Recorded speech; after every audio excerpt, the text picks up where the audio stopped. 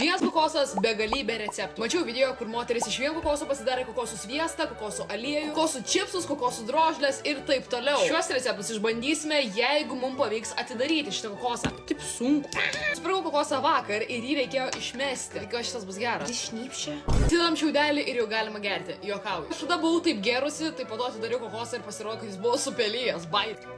Kvepia normaliai, tai tikiuosi nėra supelijęs. Žinokit, aš jau turiu tokią paranoją su kokosai.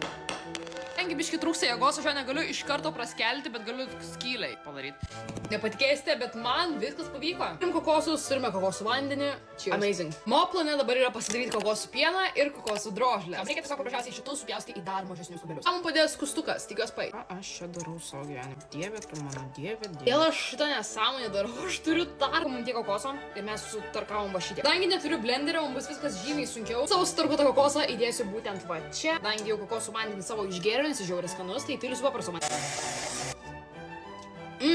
Grinagiau kokosų pieno, bet šitas yra, tiesiog aš nesitikėjau, kad man gausis šitas receptas, dėl to ir aš tokia šokiruota. Kokosų pienas vis dar turi kokosų drožlių, jas reikės nukošti visas. Neišmetam nieko, kas liko, dėl to mes darysime kokosų drožlės dar. Šiaip aš labai įsivaizduoju, kaip kepti. Išsiaiškinau 150 laipsnių 5 minutės. Taigi turime kokosų pieną ir dabar ką reikia į jį įdėti, tai būtent šviežių citrinos sulčių. Aš turiu laimą, tikiuosi pai.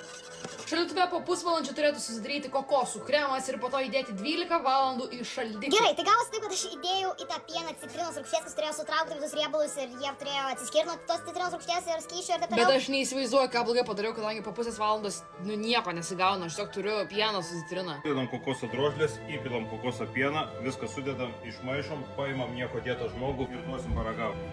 Širdį mane jaučiu. Labai jaučiasi kokosas, grinai kokosiniai tokie blynai, bet kaip paprasti blynai, kaip gerai, kad man nereikėjo išmesto pieną, nes nusitarkavau, žinokit, visas rankas. Good.